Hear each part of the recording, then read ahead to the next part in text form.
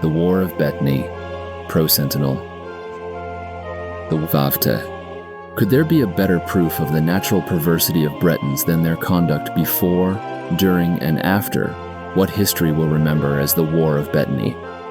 By the most depraved of motivations, the most despicable of tactics, and the most ungentlemanly of triumphs, the kingdom of Daggerfall changed the nature of warfare in the Iliac Bay, and perhaps over all of Tamriel. In Sentinel, we call the recent carnage the Siege of Betony, but as the book of history is writ by the victors, let us speak, instead, of the War of Betony. Redguards by their nature are a modest and practical people. We are not phlegmatic like the High Elves, nor cowardly like the Wood Elves in Khajiit. But what would infuriate and enrage the swaggering, vainglorious Nords and Bretons would not merit a shrug from a Redguard. Had any Breton kingdom possessed the little island of Betony, it would have been covetously guarded. Betony's trade would have been seriously restricted, its religion subjugated, its people bound by active and constant pledges and duties of vassalage. But Betony was not a Breton dominion. Betony was part of the kingdom of Sentinel. King Lysandus, may the Old Ones continue to torment his soul for his wickedness, saw the prosperous island which is closer to his land than to Sentinel, and his black heart turned to avarice.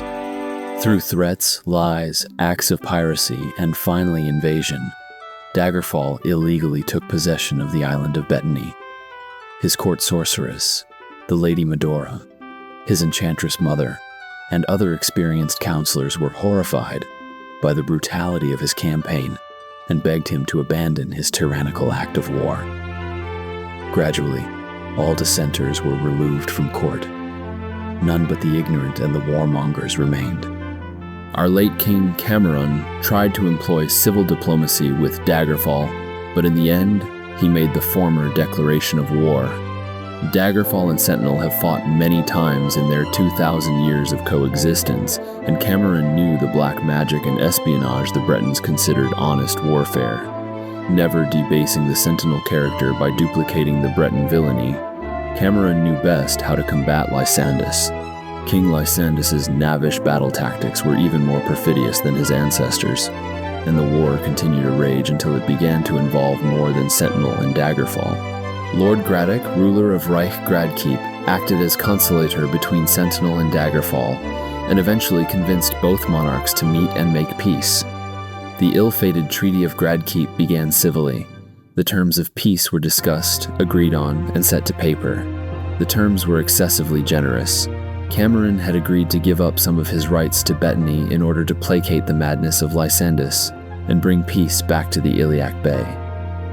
It was not until King Cameron read the treaty he was about to sign that he realized the outrageous perfidy of the Bretons.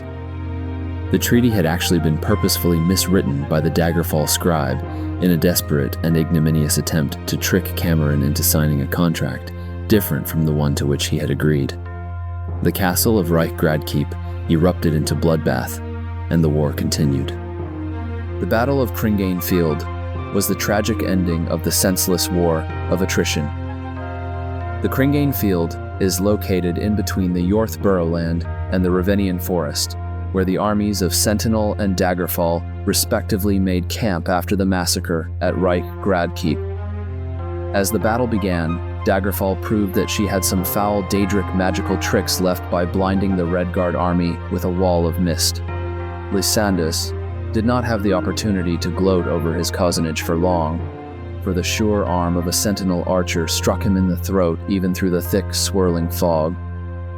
Lysandus's son, Gothrid, who had spent the battle in lugubrious relaxation, was crowned without ceremony, and thereupon demanded a duel with King Cameron. Cameron was many years Gothrid's senior, and though a superior warrior, was exhausted from the endless warfare the boy king had been spared. Nevertheless, as a point of honor, our king agreed to the duel.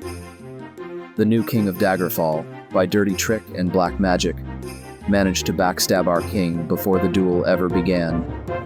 Thus, the victor of Cringane Field and the War of Betony was Daggerfall.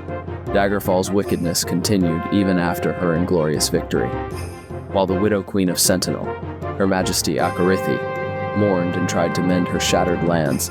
Gothrid demanded the Princess of Sentinel as a hostage of war.